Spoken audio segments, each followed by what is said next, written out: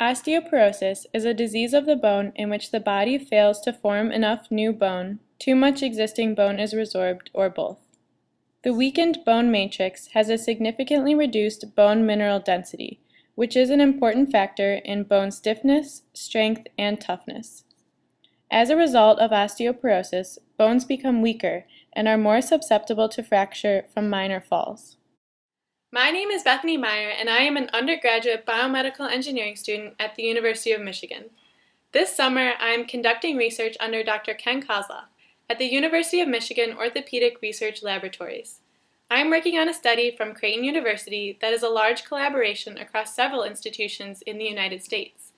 The objective of this study is to characterize defects in bone quality that lead to low trauma fracture in postmenopausal women. Our lab receives transileal biopsy specimens both from healthy and osteopenic postmenopausal women and performs micro-CT imaging. My task is to analyze this information, specifically the bone mineral density distribution. Bone samples are forwarded to our lab to perform micro-CT imaging.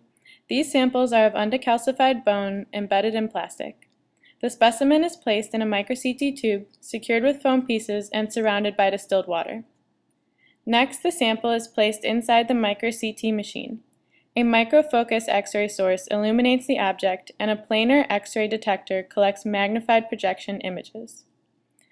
As the specimen rotates, a computer synthesizes a stack of virtual cross-section slices through the bone specimen. The result is a three-dimensional image of the bone sample at a high resolution. MicroView is the 3D image viewer used in our lab, which allows you to scroll through the cross-sections and examine the internal structure of the bone sample. Each biopsy specimen contains both dense, compact bone, called cortical bone, and light, porous bone, called trabecular bone. For this study, we are interested in analyzing only this spongy bone area, and a region of interest is generated to include only trabecular bone. At the end of the process, a three-dimensional image of trabecular bone is generated and can be used to analyze the architecture, mass, and density of each bone specimen. Using MicroView, we are able to generate histogram data for each bone sample. This histogram data can be used to find the bone mineral density distribution, which is a frequency distribution of mineral content in Hounsfield units within an area of investigation in a bone sample. It is particularly useful in studying the local changes that occur in the bone mineral density over time. As you can see, each histogram contains two peaks. The first, taller peak, represents the water in the bone sample. The second, shorter peak, which we are interested in, represents the mineralized bone.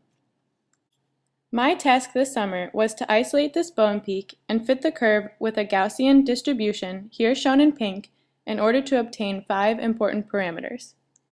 The mean, which represents the mean mineral density achieved within a sample, the peak, which represents the peak frequency, the full width at half maximum, which describes the variation in mineral density within a sample, the percentage of bone that is mineralized below the 5th percentile, and the percentage of bone that is mineralized above the 95th percentile.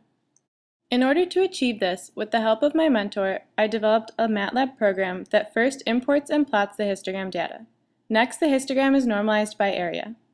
Then, a Gaussian mixed model algorithm is used to fit 3 Gaussian curves to the overall shape of the histogram. The curves are parameterized by their relative mean, variance, and weight. The blue shaded curves represent the 3 Gaussian components, and the red line represents the overall fit. Next, the Gaussian component fitting the bone peak was isolated, here shown in bright blue. Finally, the bone Gaussian curve is automatically adjusted by its relative mean, weight, and standard deviation to best fit the original bone peak data, here shown in pink. Using this method, we now have a way to obtain the mean, peak, full width at half maximum, 5th and 95th percentiles for each bone specimen. To continue my research during the school year, I will be working on validation testing of this method and also correlating some of our data with other collaborators in the Creighton study. Thank you for watching this short YouTube video about my summer research at the University of Michigan Orthopedic Research Laboratories.